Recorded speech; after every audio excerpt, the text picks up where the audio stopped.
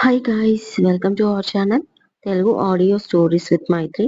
నా ఛానల్ని ఎవరైనా ఫస్ట్ టైం చూస్తున్నట్టయితే తప్పకుండా లైక్ చేయండి, షేర్ చేయండి అండ్ సబ్స్క్రైబ్ చేసుకోండి ఫ్రెండ్స్. అగ్నిసాక్షి ఒక ప్రేమ కథ పార్ట్ 74. ఇక లేట్ చేయకుండా స్టోరీలోకి వెళ్ళిపోదామా ఫ్రెండ్స్? వచ్చేసారమ్మా, చైతన్య బాబు వచ్చేశారు అంటూ లోపలికి పరిగెత్తింది గంగ. దిష్టి గుమ్మడికాయతో గంగ, హారతితో పుష్ప ఎదురొచ్చారు చైతన్య వేదాలకు. వాళ్ళ వెనకాలన్న కుటుంబ సభ్యులందరూ నవ్వుతూ నించున్నారు. చంద్రయ్య గుమ్మడికాయ చేతిలోకి అందుకొని వాళ్ళిద్దరికి దిష్టి తీసి బయటికి వెళ్ళిపోయాడు. ఆ తర్వాత పుష్ప ఇద్దరికి హారతి ఇచ్చి బొట్టు పెట్టి లోపలికి ఆహ్వానించింది. అప్పుడు అడ్డుగా నిలబడింది దియా. పేర్లు చెప్పనిదే లోపలికి వెళ్ళనిచ్చేది లేదు అంటూ. ఆ మాట వినగానే అందరూ అవును, పేరు చెప్పాలి అన్నారు. పెద్దవాళ్ళందరూ లోపలికి వచ్చేసి వాళ్ళిద్దరిని బయటే ఉంచేశారు. చైతన్య నవ్వుతూ, ఇప్పుడు అందరూ ఒక పార్టీనా? సరే కాని, నేను నా లవ్లీ వైఫ్ వేద చైతన్య వర్మ వచ్చాం అన్నాడు. ఆ మాటకి అందరూ నవ్వారు. శశి, ఆయుష్, దియా ఓ అంటూ రాగం తీశారు. సరే, ఇప్పుడు నువ్వు చెప్పమ్మా అంది పుష్ప. వేదకు తననలా అందరూ ఆట పట్టించడం చాలా సిగ్గుగా అనిపించింది. ఇబ్బందిగా ఫీల్ అయ్యింది. తన చెయ్యి పట్టుకుని, భయపడకు, నేనేం కొత్త కాదు కదా, పర్లేదు చెప్పు. నువ్వు ఇబ్బంది పెడితే వాళ్ళు ఇంకా నిన్ను ఏడిపిస్తారు అన్నాడు చైతన్య. ఏంటన్నయ్య, అప్పుడే వదినకు ఏదో చెప్తున్నావు అంది దియా. వదిన సంతోషంలో అన్నయ్య పేరు మర్చిపోయి ఉంటుంది, అందుకే గుర్తుకు చేస్తున్నాడు అన్నాడు ఆయుష్. ఆ మాట విని అందరూ నవ్వుకున్నారు. సిగ్గుపడుతూ వేద, నేను మా ఆయన చైతన్య వర్మ వచ్చాం అంటుంది వేద. ఇక చాలు, వాళ్ళని విసిగించింది, లోపలికి రానివ్వండి అంటుంది పుష్ప. ఒక్క నిమిషం, మళ్ళీ అడ్డుగా వచ్చింది దియా. ఆడపడుచు కట్నం అంటుంది. దియా అంటారు ఆయుష్, పుష్ప వాళ్ళ నాన్నగారు ఒకేసారి కోరస్గా. ఇది మరీ బాగుంది, అది దాని హక్కు పుష్ప అంటూ మాధవి ఒక బాక్స్ తీసి వేదకిచ్చి, ఇది నీ ఆడబడుచుకివ్వమ్మా, అప్పుడే నీకు దారి ఇస్తుంది లోపలికి అంటుంది. బాక్స్ దియాకి ఇవ్వగానే సంతోషంగా వేద బుగ్గపై ముద్దు పెట్టుకొని థ్యాంక్స్ వదిన అంటుంది దియా. అలాగే గంగకి కూడా ఒక బాక్స్ ఇప్పిస్తుంది మాధవి. గంగ సంతోషంతో ఏడుస్తుంది. అది చూసి నువ్వు కూడా నా బిడ్డవే, పరాయిదానివి కాదు అంటుంది మాధవి.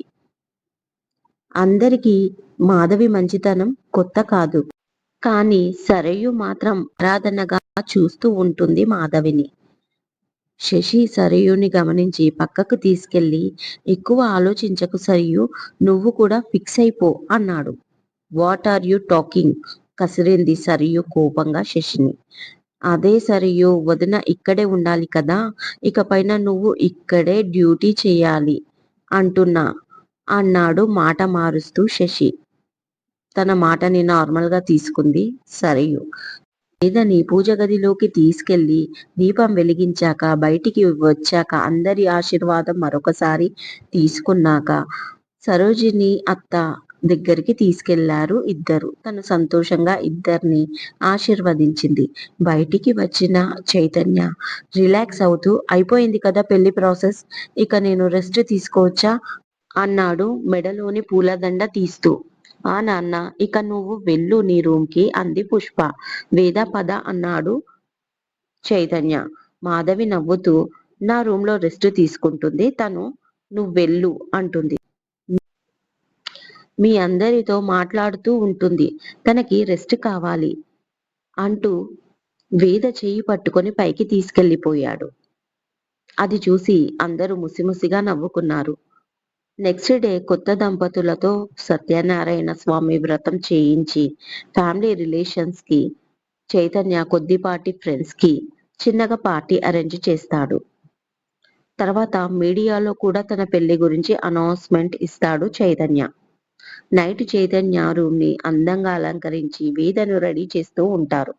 శశి రూమ్ లో చైతన్య రెడీ అవుతూ అద్దం ముందు చూసుకుంటూ ఉంటాడు. సిగ్గుపడుతున్న శశిని చూసి, నువ్వెందుకురా సిగ్గుపడుతున్నావు అని అడుగుతాడు చైతు మిర్రర్ నుంచి చూస్తూ.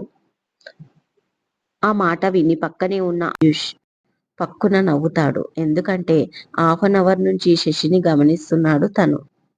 ఏం లేదన్నయ్య, నాకు ఎప్పుడు పెళ్లి అవుతుందో అని, అప్పుడు నేను కూడా అంటూ మెలికలు తిరుగుతాడు శశి. ఆ డౌటు నాకు కూడా ఉంది రోయ్ అంటాడు చైతన్య. డౌటా? ఏం డౌటు? తేడాగా చూస్తూ అడుగుతాడు శశి చైతన్యని.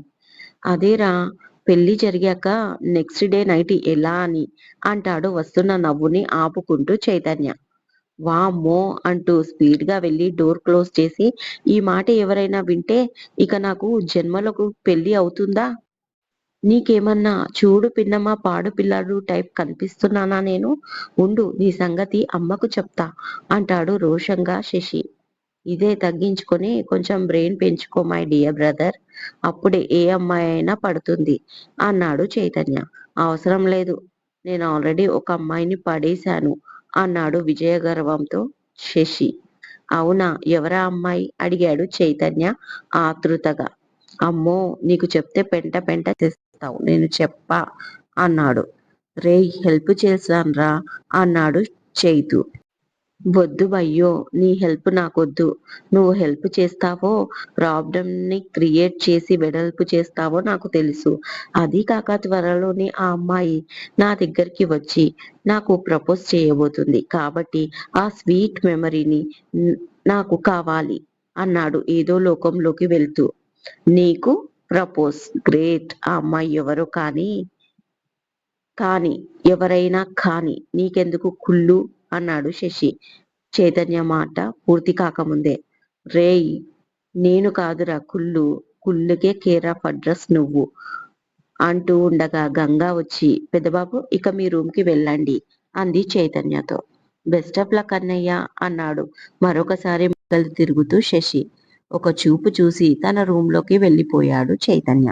రూంలోకి వెళ్ళిన చైతన్యకి అగరత్తుల సువాసన, రూమ్ అంతా అందమైన పూలతో డెకరేషన్ చాలా కొత్తగా అనిపించింది. వేద ఒక పక్కన టెన్షన్ గా తల వంచుకొని నిలబడింది.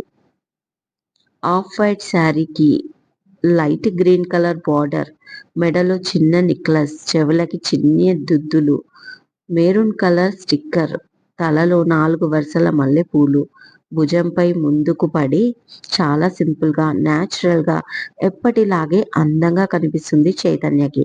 అలాగే చూస్తూ ఉన్నాడు కాసేపు. ఎంతకీ దగ్గరికి రాకపోవడంతో తలెత్తి చూసింది. తను అలాగే చూస్తున్నాడు చైతన్య. అతని చూపులకు ఇబ్బంది పడుతూ ఏంటి అని అడిగింది. అదే ఆలోచిస్తున్నాను, నెక్స్ట్ ఏంటి, ఎక్కడి నుంచి మొదలు పెట్టాలి అన్నాడు కొంటెగా చైతు. ఇలా కాదు అనుకుంటూ తనే దగ్గరికి వచ్చేసి హక్ చేసుకుంది. నవ్వుతూ తన ఫేస్ ని చేతిలోకి తీసుకొని ఫోర్ హెడ్ పై ముద్దు పెట్టుకున్నాడు. ఆ తర్వాత బెడ్ పై కూర్చొని ముచ్చట్లు పెట్టుకుంటూ నెమ్మదిగా తన మెడలోని నెక్లెస్ తీసేశాడు. ఆ తర్వాత చెవి కమ్మలు, నడుము చుట్టూ చెయ్యి వేసి దగ్గరికి లాక్కొని షోల్డర్ పై పళ్ళు పిన్ తీసేసి మెడ వంపులో ముద్దులు పెట్టాడు. వేదకి మాటలు రాక సైలెంట్ గా ఉంది. నెమ్మదిగా చీర వెరు చేశాడు. భయంతో కళ్ళు మూసుకుంది.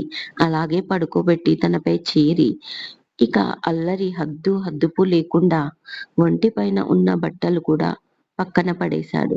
నడుం పైన తను వేసిన చైన్ని చూస్తూ, దీని కొలత అస్సలు మారలేదు బంగారం అంటూ ముద్దులు పెట్టాడు అక్కడ. అల్లాడిపోయింది శాస్త్రాలకి.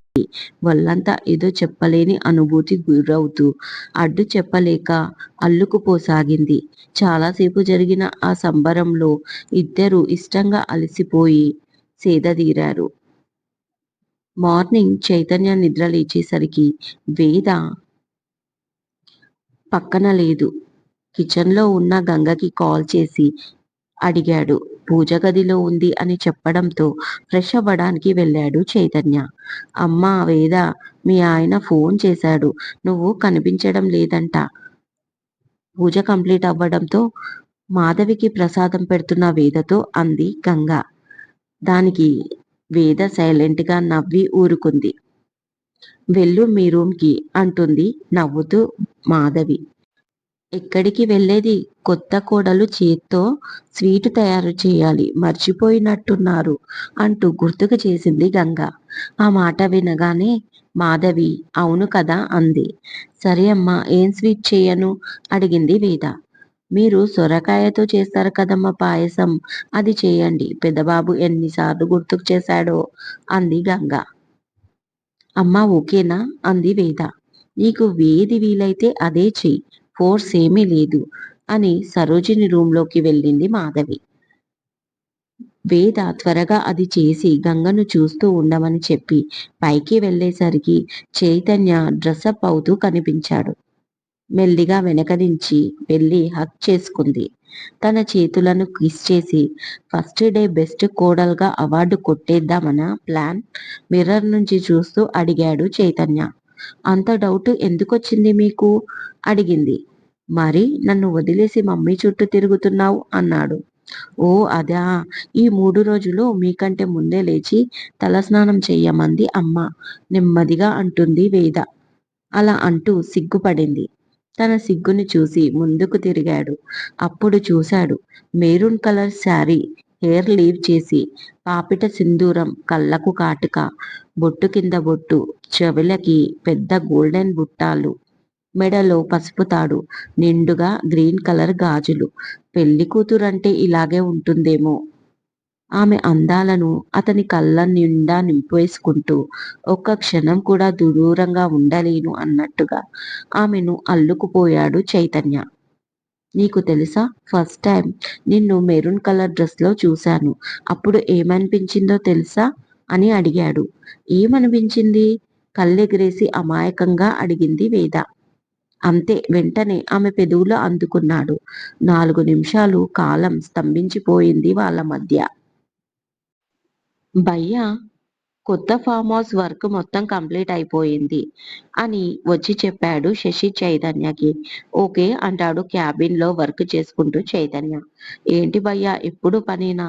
సరదాగా ఓ 15 రోజులు హనీమూన్ కి వెళ్ళొచ్చు కదా అంటాడు శశి. నాకు లేని సరదా నీకెందుకురా, నాకు సలహాలు ఇవ్వడం మాని. ఈ 2 months కంప్లీట్ కావాల్సిన ప్రాజెక్ట్స్ చాలా ఉన్నాయి, వాటి సంగతి చూడు అన్నాడు. అబ్బా నా గురించి కాదు, నీ గురించి కూడా కాదు. వదిన కోసం ఆలోచించు. నీకేం బిజినెస్ వర్క్ పై అటు ఇటు తిరుగుతూ ఉంటావు. పాపం వదిన, తనకు బయటి ప్రపంచమే తెలీదు. తనకు ఏమైనా కోరికలు ఉండొచ్చు కదా, ఎవరికి చెప్పి ఉండదు ఇప్పటి వరకు. ఒక్కసారి అడిగి చూడు అని శశి అనగానే తన ఆలోచన కరెక్టే అనిపించింది చైతన్యకి. నిజమేరా శశి, నేనెప్పుడు అలా ఆలోచించలేదు. నిజానికి సిచ్యువేషన్ చాలా డెలికేట్ గా వచ్చేసరికి వేద ఇప్పటికీ భయపడి బతుకుతుంది. ఓకేరా, నేను అడిగి చూస్తాను, థ్యాంక్స్ అంటూ లేచి హగ్ చేసుకున్నాడు శశిని. మట్టి బుర్ర మట్టి బుర్ర అంటావు కదా, ఇప్పుడు చూడు ఎంత బాగా ఆలోచించాను. నాకు గిఫ్ట్ ఏమీ లేదా అడిగాడు గారంగా. ఎందుకు లేదు? కొత్త ప్రాజెక్ట్ మేనేజర్కి హెల్త్ బాగాలేదని లీవ్లో ఉన్నాడు. నువ్వు వెళ్ళి ఆ వర్క్ టేక్ ఓవర్ చెయ్యి, అతను వచ్చే వరకు వెళ్ళు అన్నాడు సీరియస్గా చైతు. చిచ్చి ఈ అన్నయ్యలున్నారే మహా ముదుర్లు అనుకుంటూ వెళ్ళిపోయాడు శశి. ఈవినింగ్ త్వరగా వస్తాడు చైతన్య. బాల్కనీలో తల ఆరబెట్టుకుంటున్న వేదని వెనక నుంచి వెళ్ళి హగ్ చేసుకుంటాడు. ఇవాళ త్వరగా వచ్చారు అంటూ ముందుకు తిరుగుతుంది. లైట్ ఆరెంజ్ కలర్ శారీకి బ్లూ కలర్ బార్డర్, చిన్ని చిన్ని బూటాలతో శారీ మొత్తం చాలా చక్కగా సూట్ అయ్యింది వేదకి. పాలమిగడ లాంటి తెలుపు, వంపు తిరిగిన దేహం, స్వతహాగా సిగ్గుపడే మనస్తత్వం ఇంకా అందాన్నిచ్చింది వేదకి. ఇదండి ఇవాళటి ఎపిసోడ్. ఈ ఎపిసోడ్ మీకు నచ్చినట్టు అయితే నాకు కామెంట్లో చెప్పండి. అలాగే లైక్ చేయండి, షేర్ చేయండి, సబ్స్క్రైబ్ చేసుకోండి నా ఛానల్ని. మరొక మంచి ఎపిసోడ్తో మీ ముందు ఉంటాను. మైత్రి.